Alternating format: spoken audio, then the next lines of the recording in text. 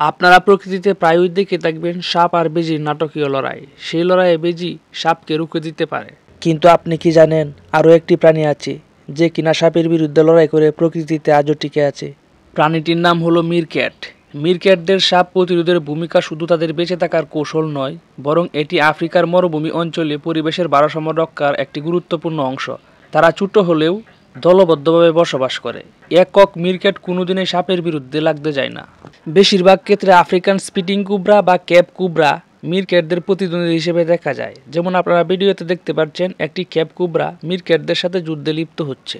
মিরক্যাটরা 20 থেকে 30 সদস্যের ছোট দল বা কলোনিতে থাকে, যাদেরকে বলা হয় মব। মিরক্যাটদের চোখের চারপাশে কালো দাগ থাকে, যা সূর্যের প্রতিফলন কমায়। এর ফলে তারা সহজেই দূর থেকে চলমান বস্তু যেমন সাপ দেখতে পায়। গর্ত বা বালির নিচে কোনো সাপের গন্ধ বা চলাচলের চিহ্ন পেলে মিরক্যাটরা সতর্ক হয়ে যায়। মিরক্যাটদের একটি বিশেষ সদস্য নির্দিষ্ট সময় ধরে পাহারা দেয়, যাকে বলে সেন্টিনেল।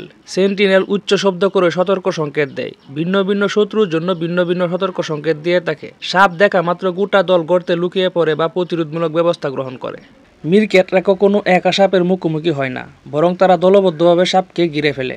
তারা এমনভাবে সাপকে ঘিরে ফেলে সাপ যেন বিভ্রান্ত হয়ে যায়। কোন দিক থেকে আক্রমণ করবে সেটা যেন সাপ বুঝতে না পারে। মিরক্যাট দলের সব সদস্য মিলে হুমকি সৃষ্টি করলে সাপ পালিয়ে যেতে বাধ্য হয় অথবা আত্মরক্ষামূলক ভঙ্গি নিতে বাধ্য হয়, যা আক্রমণ বন্ধ করে। মিরক্যাটদের শরীরে কিছুটা বিষ বিরোধী প্রোটিন থাকে, যা কিছু বিষধর সাপের নিউরোটক্সিন প্রভাব কমিয়ে দেয়। ফলে তারা 1 বা 2 বার চুবল খেলেও মারাত্মকভাবে ক্ষতিগ্রস্ত হয় না, বরং তারা পাল্টা আক্রমণ করতে সক্ষম হয়। এখন আপনার মনে প্রশ্ন জাগতে পারে, মিরক্যাট আর সাপের মধ্যে শত্রুতার কারণটা কি?